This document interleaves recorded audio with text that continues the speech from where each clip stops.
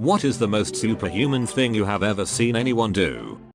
In New Zealand, after the Christchurch earthquake a few years ago, there was random footage of people helping at collapsed buildings, etc. In the background of one shot, clearly not really noticed by anyone at the time, was a dude picking up massive chunks of concrete walls and was just tossing it out of the way like it was made of paper. The country as a whole nicknamed him Incredibro Hulk. His response, once media figured out who he was that the weight of what he was grabbing hadn't even occurred to him.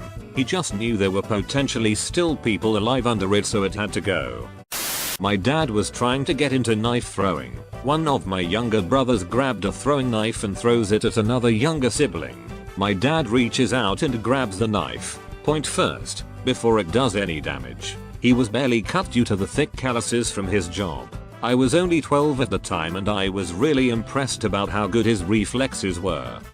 Had my Chevy 1500 fall on me, the jack slid out and the jack stand folded under the weight. The rotor pinned my thigh to the ground. My stepbrother, who is like 5'6" mind you, grabbed the bumper and lifted the truck up, enough that I was able to slide out. Didn't break anything, but tore a lot of muscle on my thigh. I thank him every time I see him, because it messed up his back.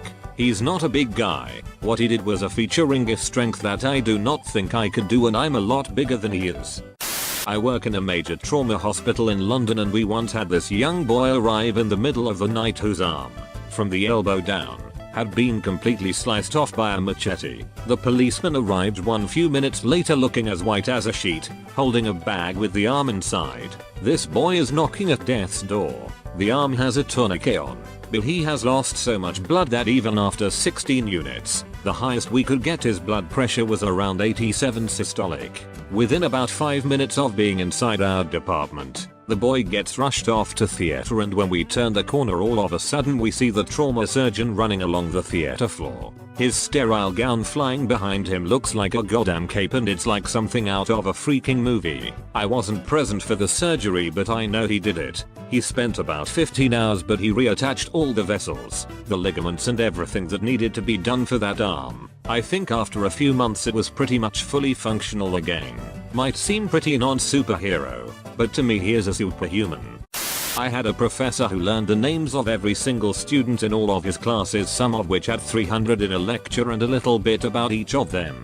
He could go up to anyone who had been in his class in the past few years and have a relevant conversation about their interests and what was going on in their lives. To be fair, he had a great system in place to allow him to do this. He took photos of each student with their names and memorized them on flashcards. And he had a ton of student aides who each got assigned a subset of the students to get to know much better and talk about at the student aid meetings. And he assigned a lot of meaningful personal assignments, asked students to talk about how the subject applied to their lives in class, and held fun extracurricular events for extra credit. But still, going to all that trouble, care about and really get to know every single student was pretty superhumanly awesome if you ask me. He absolutely changed my life. When I was in college, all students in our city used to go party in the same street that's filled with bars. In that street there's also a fries shop where the owner would take like 10 to 15 people's orders at the same time without writing them down, and he'd never mess up an order. He was a living legend, and I've never met a person who studied in this city that didn't eat at that place. Like, it would be 4 AM and there would be lines of drunk students out the door, and not once have I seen or heard of an order being messed up while nothing gets written down. It's insane. Unfortunately, he passed away a few years ago. His son took over the business and shares the same talent. I worked at McDonald's for a summer with this tiny old Asian guy named Panaya. He had 3 jobs and spoke very little English. Every now and then, Panaya would spend $100 to pay for 100 ice cream cones, then say ice cream free today and let kids get ice cream without paying for it. He also exemplified the old Asian kung fu master stereotype and did backflips in the store lobby, which was pretty cool. I got my finger trapped in my bike chain when I was reattaching it to the cog. My finger wasn't able to just pull out or even move the chain. My dad came out and snapped the chain in half as if it was nothing. My 5'2" mother once scaled a flat wall with nothing to climb on up to her electrical mains that was over 10 feet off the ground because a power cable had broken in my hand and I was being electrocuted. If she hadn't have managed to turn it off, I would have died and still have the scars from it over 30 years later. I think everyone gets adrenaline, but I think parents get a special super version that makes regular adrenaline look like a light tingle.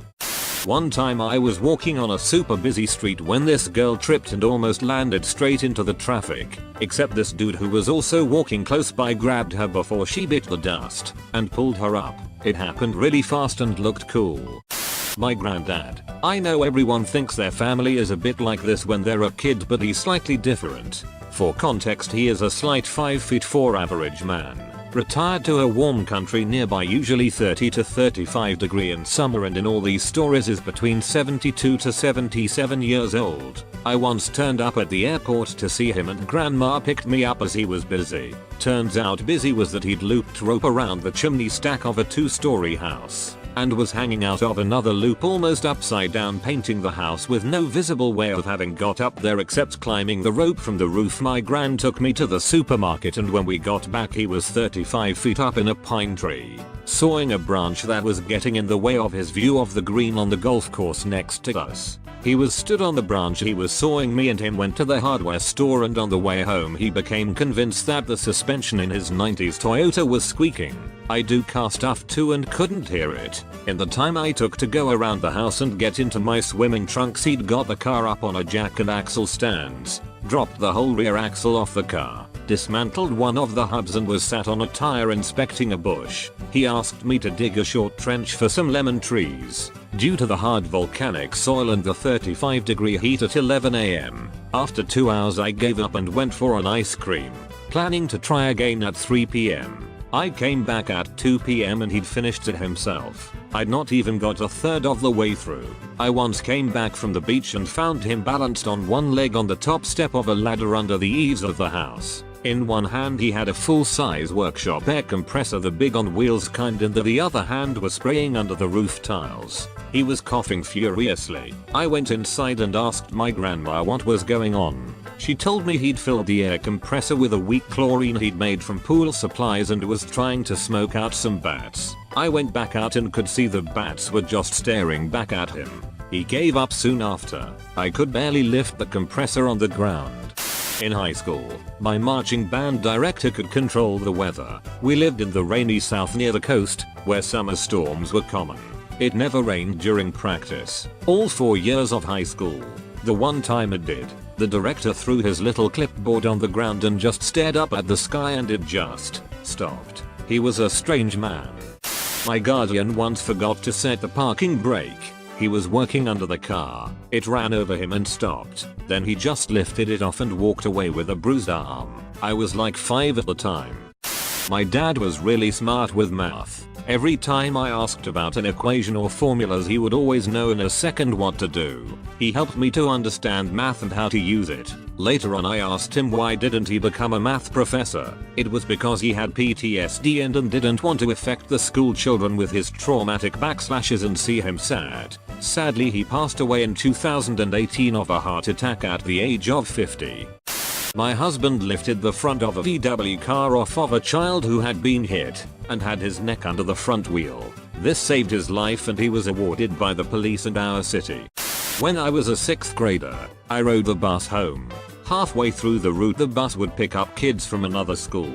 These kids would often encourage the bus driver to speed over dips and bumps as it would launch the kids a few inches in the air. She never did it until one time when she took a bump at 45 miles per hour. Kids hit the luggage racks, flew across seats, and the emergency door at the back flew open and this 10-year-old kid fell out of the bus. Now the bus was slowing down at this point, but still traveling fairly quickly, and this kid rolled back to his feet in one fluid motion, sprinted up to the bus and leapt the 5 or so feet back through the doorway like he wasn't forcibly ejected from a moving vehicle. Watched a friend of mine get kicked in his junk with enough force to make Hiroshima and Nagasaki look like a joke while in a heated argument with some girl. He just took and continued arguing like this attempt to ruin his day did nothing to him at all. When I was learning to play ice hockey as a child, we had the usual kid who thought he was shifted but not nearly as skilled as he thought. Fast as hell but no accuracy whatsoever, still better than I ever was though. We practiced at the local rink so it didn't have plexi above the walls, and one day this kid has a moment where he decides to try a slapshot. puck completely goes off course and headed toward the stands, and one of the coaches just skates by and plucks it out of the air, throws it back on the ice and shakes his hand looking mildly uncomfortable before skating up to the kid and sending him to the box for being a moron. Thought of him as Coach Spider-Man forever after that.